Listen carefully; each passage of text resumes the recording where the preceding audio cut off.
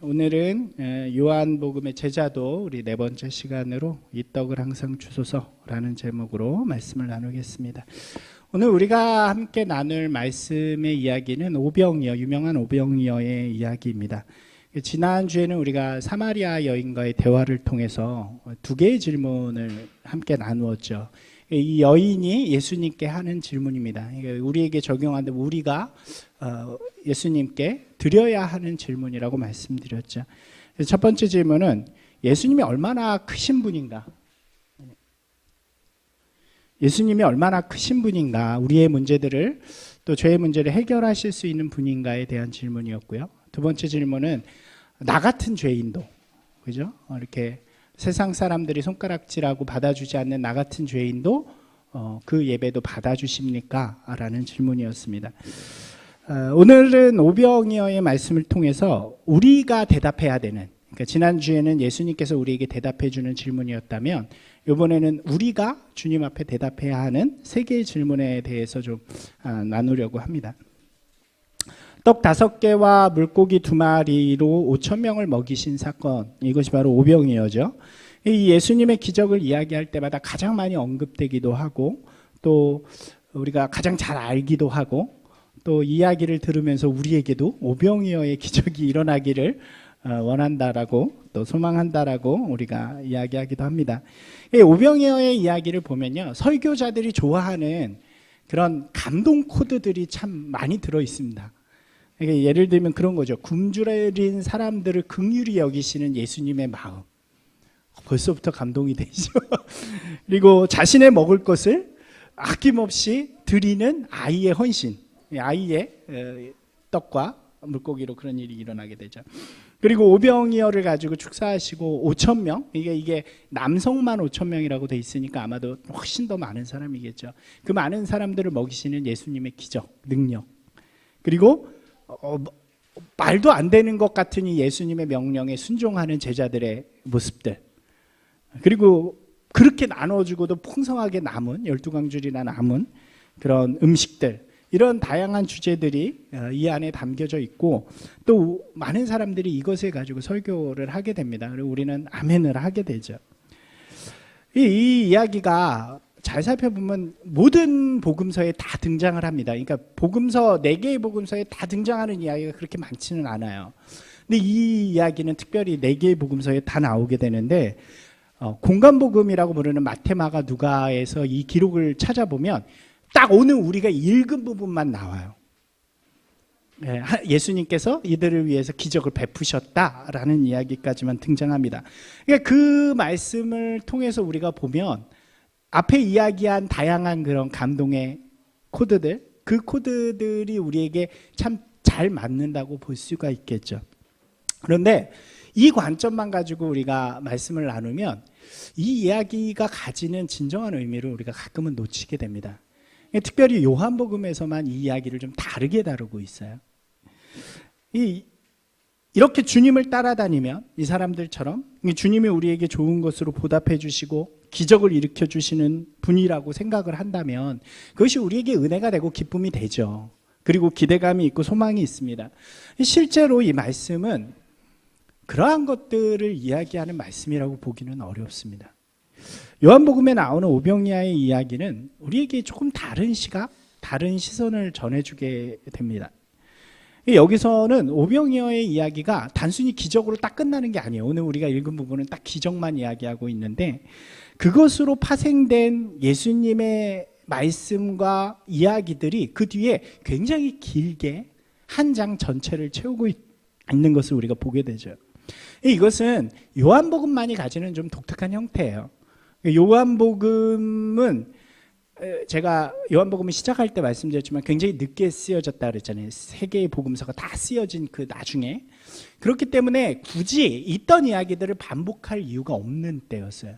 요한은 이 말씀들을 가지고 예수님의 시선 그리고 자신의 시선을 가지고 해석하고 설교해내는 이야기라고 볼 수 있습니다. 그런 관점으로 요한복음을 보면 굉장히 좀 다른 시선을 볼 수 있죠. 요한복음을 볼 때 항상 하나의 사건보다는 그 뒤에 나오는 이야기들을 함께 보셔야 이 이야기들을 조금 더 잘 볼 수 있다는 것이죠. 오병이어의 말씀은 그런 관점에서 한번 보면요. 사건의 시작은 이래요. 사람들이 예수님께로 막 모이기 시작합니다. 예수님께서 유대 땅에서 사역을 하셨어요. 이게 이 딴 복음서에는 많이 안 나오지만 요한복음을 보면 예수님이 수시로 유대와 갈릴리를 왔다 갔다 했던 것 같아요. 유대에서도 많이 사역을 하시 세례를 베푸시고, 근데 세례를 베푸시다가 이제 또 좀 위협을 느끼셨는지 갈릴리로 다시 오시게 됩니다. 오셨는데 이미 그때는 예수님에 대한 소문이 많이 나 있을 때인 거예요. 병자들을 고치셨다, 무슨 어떤 일을 하셨다. 그러니까 사람들이 예수님께로 막 모이게 되는 거죠. 이 모인 사람들에 대해서 성경은 우리에게 이렇게 이야기해요. 한번 같이 읽어볼까요? 큰 무리가 따르니 이는 병자들에게 행하시는 표적을 보았음이라. 지금 모여있는 사람들의 특징이 이렇다는 거죠. 이 사람들은 예수님의 표적을 보고 그를 따르는 사람들이었습니다.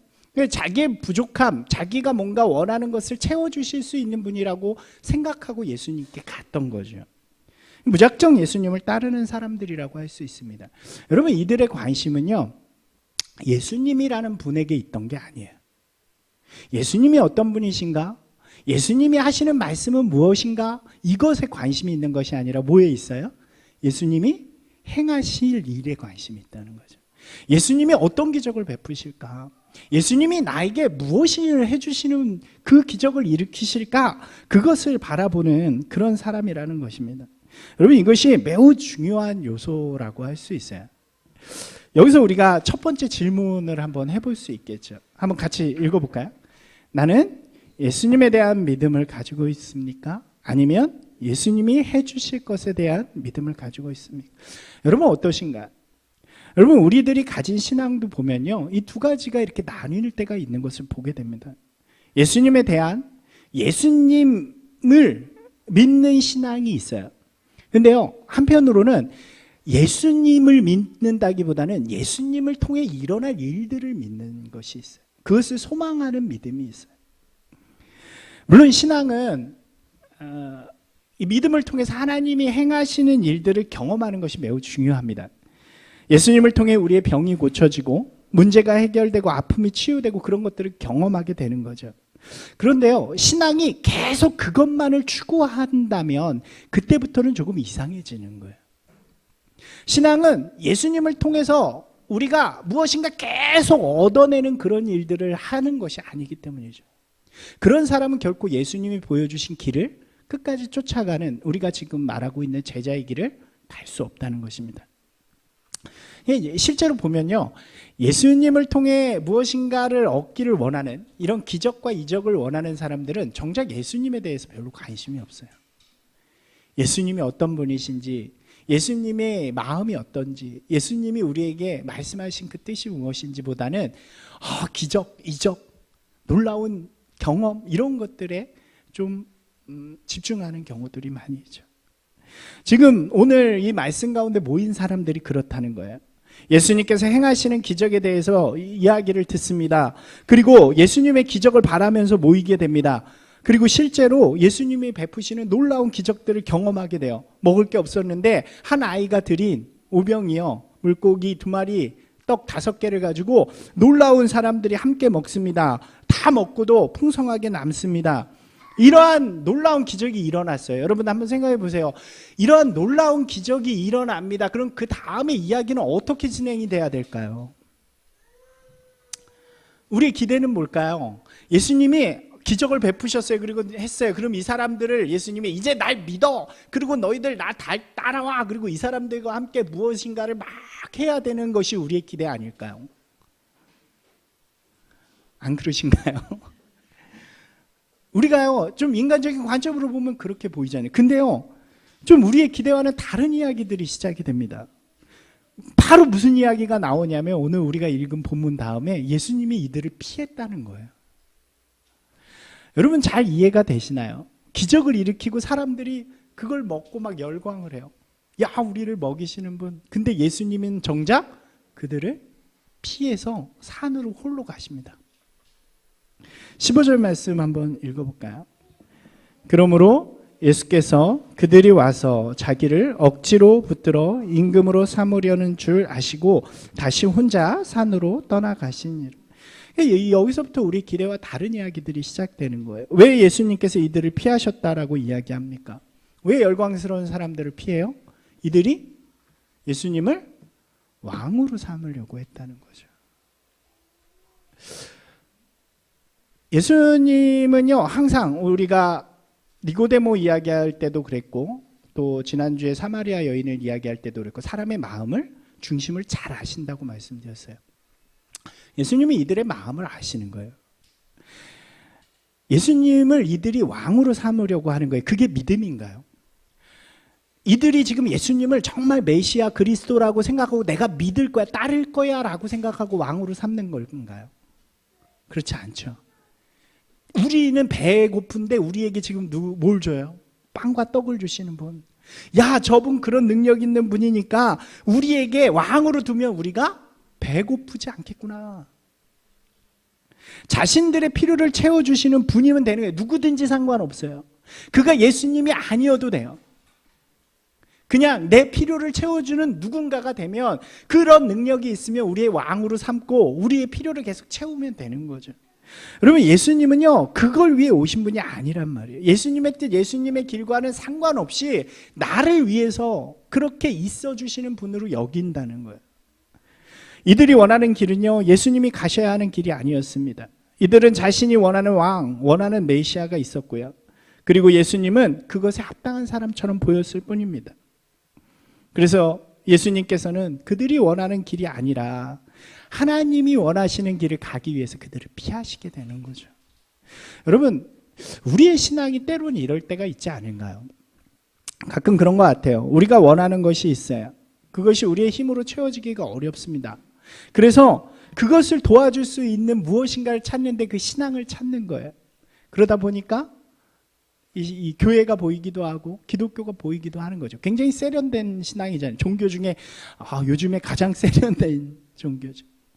그래서 저길 다니면 내 필요가 채워질 것이라고 생각하는 그런 마음들이 우리 가운데 있지 않냐고요. 내가 원하는 길을 이루어주는 도구로 그렇게 신앙을 가지지 않느냐는 거예요. 여러분, 제가 이 말씀을 준비하면서요 이렇게 입장을 좀 바꿔봤어요. 하나님 입장에서 얼마나 부담스러우셨을까? 그죠?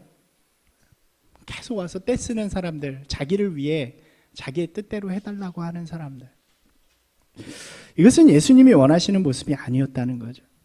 예수님께서는 그들이 자신에게 관심이 있는 것이 아니라는 사실을 알고 있었습니다. 신앙은요, 예수님에게 관심이 있는 것입니다. 예수님의 길에 대해서 관심을 가지고요, 그 길에 내 삶을 이루어가는 것이 신앙이라고 할 수 있죠. 자기가 원하는 것을 얻고자 하나님을 이렇게 이용하는 것은 약간은 부족한 모습이라고 할 수 있습니다. 여기서 우리가 두 번째 질문을 할 수 있죠. 두 번째 질문 한번 같이 읽어볼까요? 여러분은 나는 하나님의 뜻이 나의 뜻이 되기를 원하십니까? 나의 뜻이 하나님의 뜻이 되기를 원하십니까? 이해가 되시나요? 하나님 앞에 하나님의 뜻을 구하기보다 내 뜻이 하나님의 뜻이 되기를 원합니다 라고 이야기하는 것인가, 아니면 하나님의 뜻을 알길 원합니다, 그리고 내 뜻을 그 길에 맞춰가는 사람이 되기를 원하는가. 지금 이 사람들은요 자신들의 바람을 예수님을 통해 이루기 원하는 사람들이었습니다. 이 사람들이 얼마나 집요한지요, 예수님이 떠나니까 막 쫓아가요. 제자들을 보니까 제자들하고 예수님이 안 계시거든요. 제자들도 배 타고 떠나요.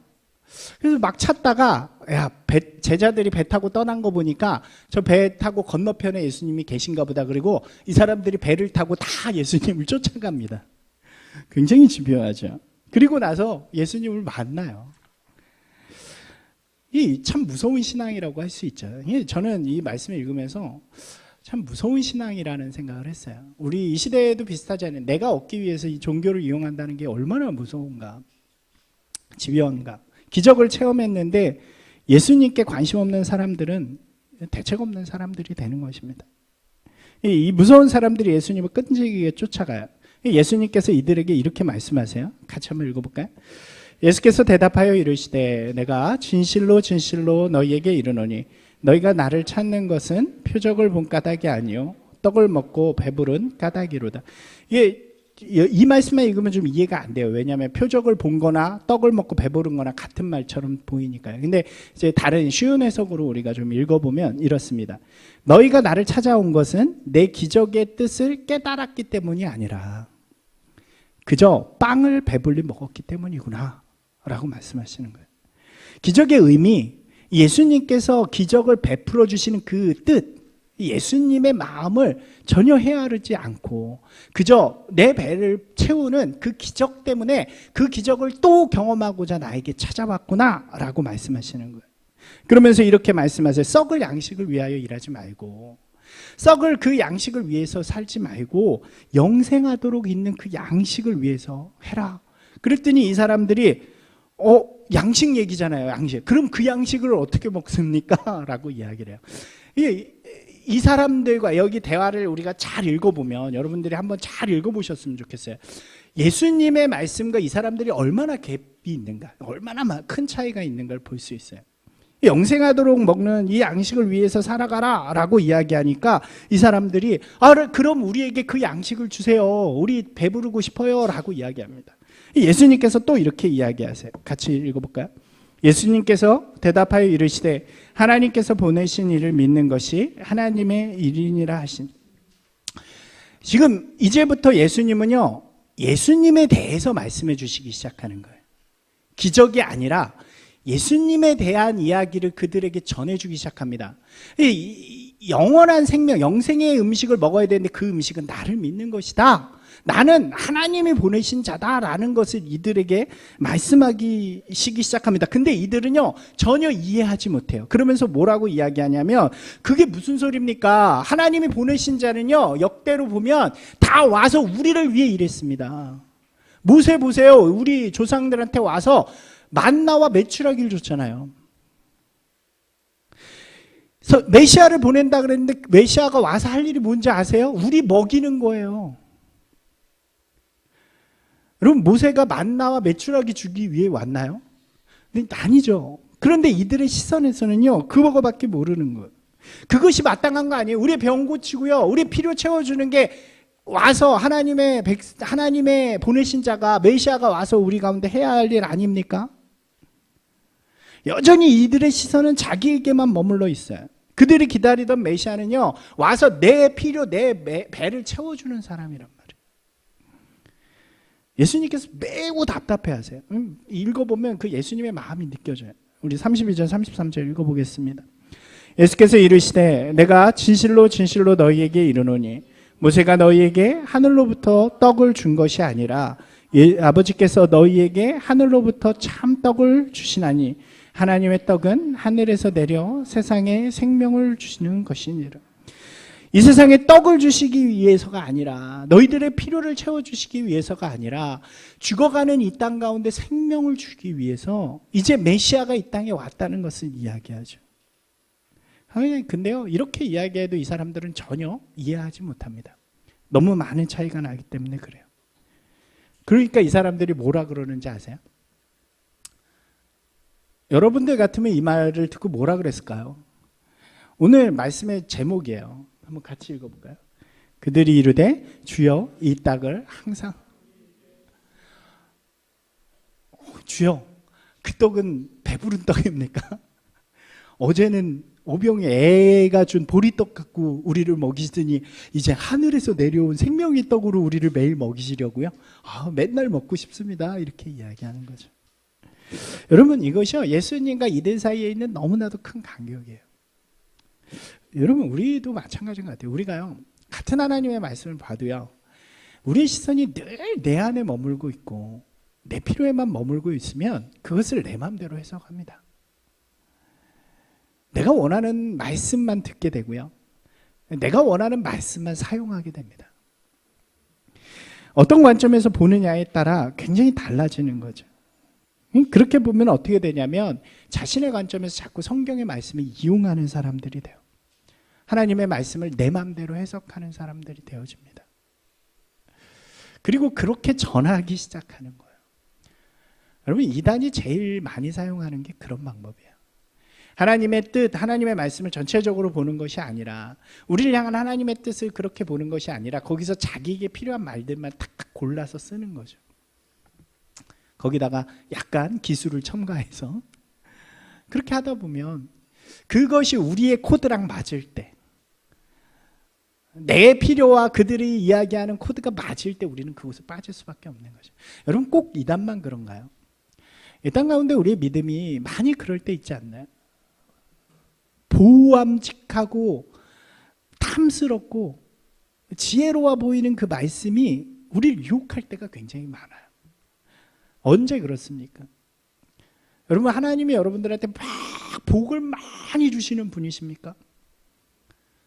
아멘 아니세요? 성경에 그런 이야기 많잖아요.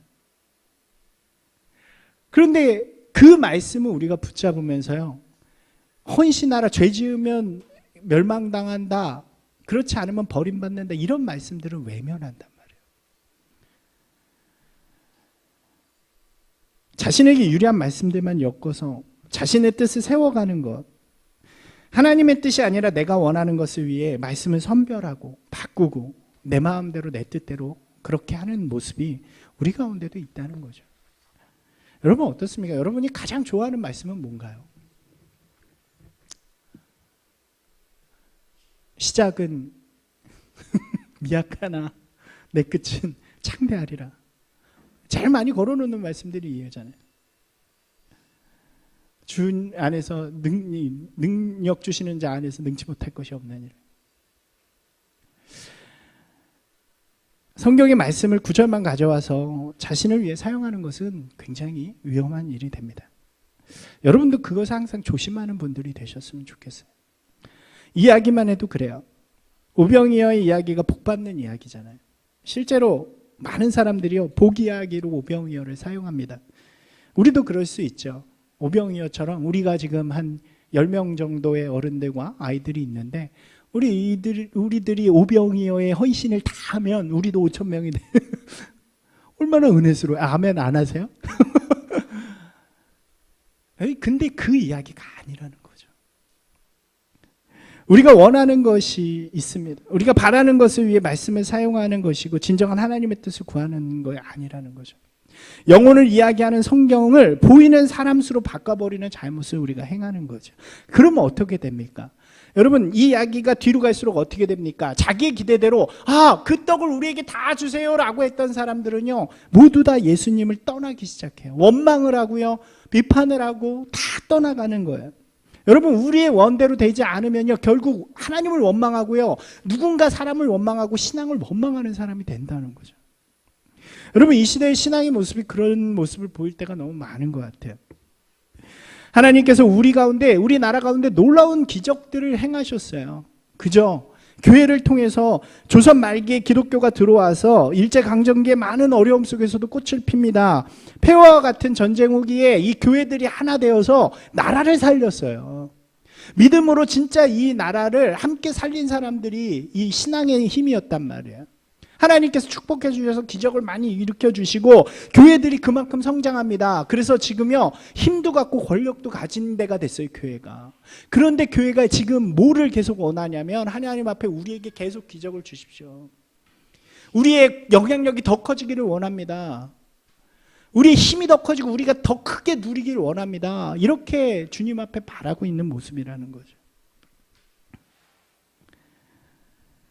오병이어의 기적은요, 주님이 베풀어 주신 기적이고 축복이지만 결국 그 축복이 변질되니까요, 욕심이 되어진다는 거죠. 예수님께서 한 번 더 호소하세요. 이렇게 호소하세요. 38절 말씀 읽어볼까요? 내가 하늘에서 내려온 것은 내 뜻을 행하려 함이 아니요 나를 보내신 이의 뜻을 행하려 함이니라. 여러분, 제가 이 땅에 온 건요, 내 뜻을 행하려 온 게 아니라 하나님의 뜻을 행하려 온 거예요. 여러분, 여러분들이 바라야 하는 것은 여러분의 바람이 아니라 하나님의 뜻을 바라는 사람들이 되어야 돼요. 이렇게 호소를 하시는 거예요. 나는 생명의 떡이다. 세상에 생명을 이어주는 떡으로 온 것이다. 영생의 생명을 위해 온 것이다. 그것이 하나님의 뜻이기 때문이다. 여러분들, 그 영생의 떡을 받는 분들이 되십시오라고 호소하는 거예요. 그런데 사람들이요 전혀 이해하지 않아요. 왜요? 이 사람들의 시선은 육체의 떡에 계속 가 있기 때문에. 그러니까 뭐라고 이야기합니까? 저 사람 우리에게 떡 안 주나 보다. 어제 한 번 주고 오늘부터 안 줄래나 보다. 어제 기적 어제까지만 베풀고 이제 안 주나 보다. 그리고 한두씩 다 떠나가기 시작합니다. 요한복음을 잘 보니까요, 이 사건이 예수님의 사람들의 기대를 저버린 첫 번째 사건이었어요. 예수님이 기적을 계속 베푸시는데 한 번도 사람들의 기대를 저버리지 않았단 말이에요, 이전까지. 근데 이때 처음으로 사람들의 기대와 다른 말씀을 하신 거예요. 또 주겠지라고 한 사람들에게 이제는 안 준다라고 말씀하신 거죠. 여러분, 어제 놀라운 기적을 봤잖아요.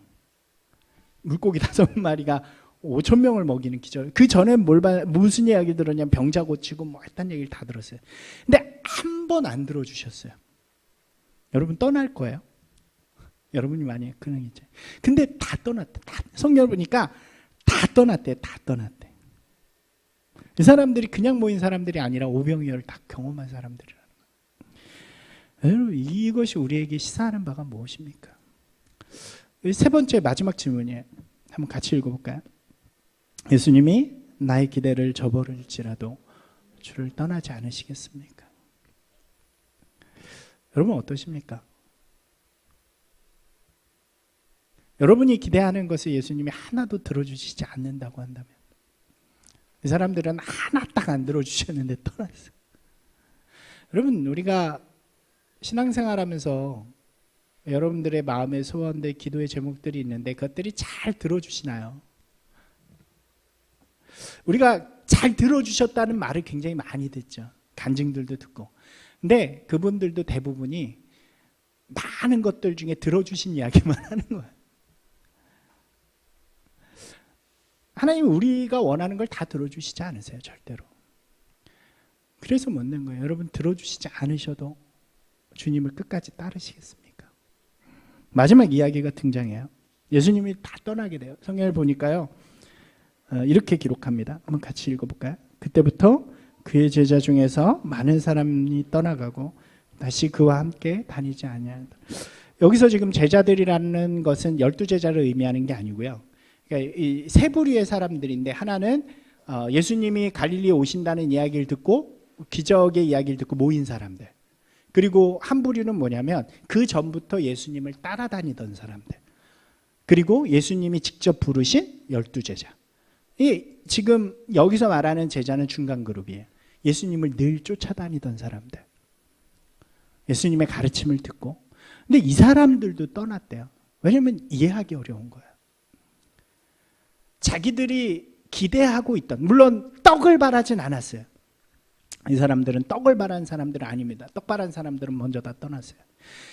떡은 아니었지만 자신들이 기대하고 있었던 메시아, 그 메시아에 대한 이야기가 아니라 예수님이 이상한 이야기를 하시는 거예요. 하늘로부터 왔고 날 먹어야 되고 나는 그것을 위해 이 땅에서 갈 것이다 라는 이야기를 하시는 거예요.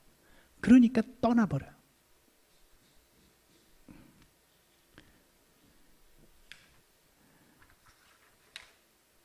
지금도 그런 것 같아요. 많은 사람들이 교회와 신앙을 떠납니다. 다양한 이유들이 있겠지만 신앙을 가진 사람들의 방향이 예수님이 이 땅에 오신 이유와 그의 말씀을 알지 못하면, 그것을 알지 못하면 언젠가 자신의 원하는 방향을 충족시키지 못한다는 생각이 들 때 그때 언제든지 교회를 떠날 수 있는 거예요. 이럴 거라는 기대, 내 마음에 내 뜻이 살아있고 내 방향이 살아있어서 그래 조금은 기다릴 수 있고 믿음을 가질 수 있지만 어느 순간인가 결국 내 이것이 이루어지지 않겠구나라고 생각하는 그때, 안 들어주실 때, 이 말씀을 보면서 좀 이렇게 가슴이 조금 아팠어요. 특히 예수님께서 이렇게 말씀하세요. 다 떠나요. 다 떠나고 이제 12제자만 옆에 있습니다. 그때 예수님께서 뭐라고 말씀하시냐면 너희도 가려느냐? 라고 말씀하세요. 좀 그랬어요. 마음이 좀 슬펐어요. 왠지 나한테 하시는 말씀 같기도 하고. 너희도 가려느냐? 그때 베드로가 이렇게 대답을 해요. 같이 한번 읽어볼까요? 시몬 베드로가 대답하되 주여 영생의 말씀이 주께 있사오니 우리가 누구에게로 가오리까? 영생의 말씀이 주께 있사오니 우리가 누구에게로 가오리까? 그 뒤에 말씀이 주님이 하나님으로부터 보내신 자인 줄 우리가 믿습니다 라고 이야기를 해요. 영생의 말씀이 주께 있습니다. 저희가 그것을 믿습니다. 주께서 그것을 하시기 위해서 하나님께서 이 땅에 보내셨다는 것을 저희가 믿습니다. 여러분 이게 제자도란 말이죠. 이들만이 남게 되는 거예요. 이 말씀 속에요, 우리가 했던 질문의 해답을 좀 찾아볼 수 있을 것 같아요.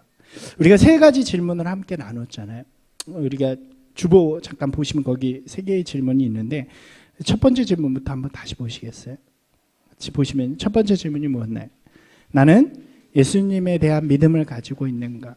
아니면 예수님이 해주실 것에 대한 믿음을 가지고 있습니까?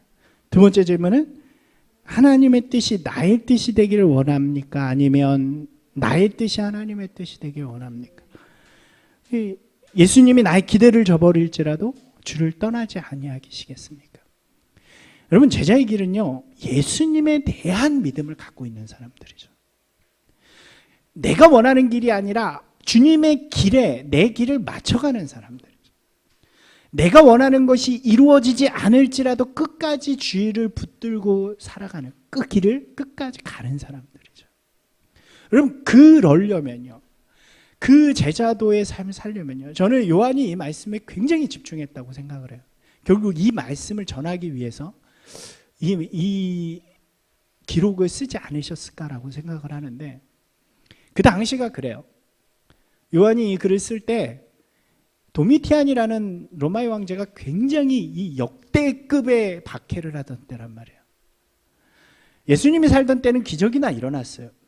근데 이때는 기적이 많이 일어나지도 않아요. 누가 이렇게 나와서 기적을 막 예수님을 본 사람들도 다 죽었을 때 오직 요한만 남았을 때요. 이들이 가진 기대가 있었겠죠. 신앙을 가지면서 갖는, 거기다 이방 땅에서 교회에 와서 신앙을 가졌는데 그들이 원하고 바라는 대로 안 됐을 수도 있어요. 그때 요한이 그들에게 분명히 전하는 거예요. 진짜 제자도 주님의 길을 따르는 사람은 어떤 사람들이냐? 떡을 주지 않을지라도 예수님이 행하실 일들만 기대하지 말고, 박해가 있고 그런 가운데서 예수님이 기적과 같은 손으로 날 구원하시겠지, 이런 것만 기대하는 것이 아니라 예수님이 누구신지를 바라보는 자가 되어야 되고, 내가 원하는 것이 아니라 주님이 우리에게 보여주신 그 길을 사명으로 여기고 걸어가는 사람이 되어야 되고, 혹여 내가 원하는 것이 좀 되지 않을지라도, 이루어지지 않을지라도 끝까지 주님을 신뢰하면서 붙들고 가는 사람이 되어야 한다라고 우리에게 전해주는 게 아닐까. 사랑하는 여러분, 영생의 말씀을 여러분 가운데 새기는 분들이 되시기 바랍니다. 요한복음은요 그렇게 시작해요. 말씀이 육신이 돼서 오신 것이 예수님이다. 여러분 예수님을 아는 건요, 우리가 영생의 말씀을 아는 것이고 영생의 말씀을 마음에 담는 거죠. 그것이 있을 때 우리 가운데 주님을 믿는 믿음, 또 주님의 길을 아는 믿음, 그 주님의 길을 따르는 믿음이 분명하게 생겨나는 것인 줄로 믿습니다. 사랑하는 여러분, 생명의 말씀을 여러분 마음에 간직하는 분들이 되시기 바랍니다. 그리고 주님의 길을, 제자도의 길을 담대하게 우리 함께 걸어가는, 진짜 믿음의 길을 좀 걸어가는 믿음의 사람들이 되기를 주님의 이름으로 축원합니다.